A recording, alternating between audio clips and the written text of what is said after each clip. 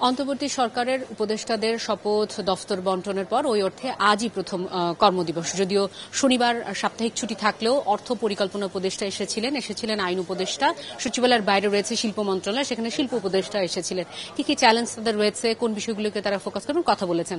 তবে আজ যেহেতু প্রথম কর্মদিবস ওই অর্থে আজও অনেক উপদেষ্টা এসেছেন। স্বাস্থ্য, যদিও স্বাস্থ্য কথা বলেননি, কথা বলেছেন পরিবেশের উপদেষ্টা যিনি রয়েছেন সৈয়দ রেজওয়ানা হাসান। তিনি বলেছেন এর আগে তিনি আসলে এই যে সরকার কাঠামো এটার বাইরে থেকে তিনি পরিবেশ নিয়ে কাজ করেছেন, এখন এটার ভেতরে থেকে আসলে তিনি কাজ করতে চান।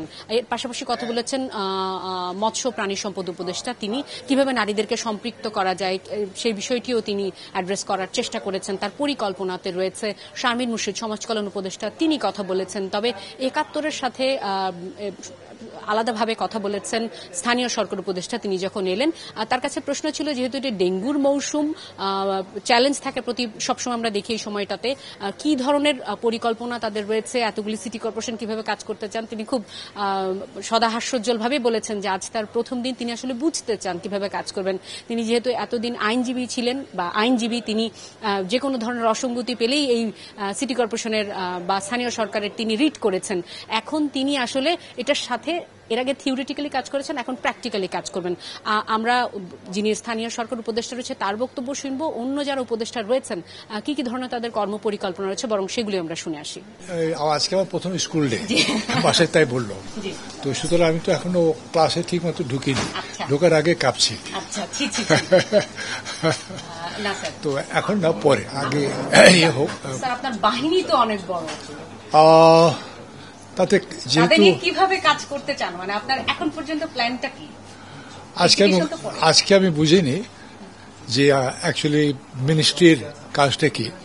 এতদিন আমি অন্যদিকে ছিলাম, অর্থাৎ মিনিস্ট্রির ভুল ত্রুটি নিয়ে হাইকোর্টে রিট করতাম, তো সবগুলি ছিল থিওরিটিক্যাল আসপেক্টে। তো now I am in the area, বা আমি এখন ওই প্র্যাকটিক্যাল ফিল্ডে আসছি। এখন সেটা বুঝতে হবে, বুঝে তারপরে আমার প্ল্যানিংটা ঠিক করতে হবে। শুধু একটা দুটো বিষয় না, ডেফিনেটলি শুধু মন্ত্রণালয়টা একটা চ্যালেঞ্জ না, বর্তমানে সারা দেশে যে পরিস্থিতি সেটাই একটা চ্যালেঞ্জ সকলের জন্য, পুরো এই সরকারের জন্যই একটা বড় চ্যালেঞ্জ। একটু জানতে চাই যে প্রত্যেকবার সিটি কর্পোরেশনের ডেঙ্গু নিয়ে এত হাই, গত বছরের কি অবস্থা আপনার কাছে? এটা অত্যন্ত একটা মাইক্রো লেভেলের প্রশ্ন, এটা এখন অ্যান্সার দেওয়া যাবে না, বা এখন এটা ইস্যু না আর কি। নিয়ে কাজ করছি, এখনো পরিবেশ ন্যায়বিচার নিয়ে প্রত্যাশা হচ্ছে যত তাড়াতাড়ি কাজটা শুরু করা, সামগ্রিক প্রেক্ষাপটে একটু স্থির হয়ে আসলে কাজটা শুরু করা। ভাবলে সবকিছু কঠিন, ভাবলে সবকিছু সহজ, এর থেকে বেশি কিছু বলা বোঝা যাবে না।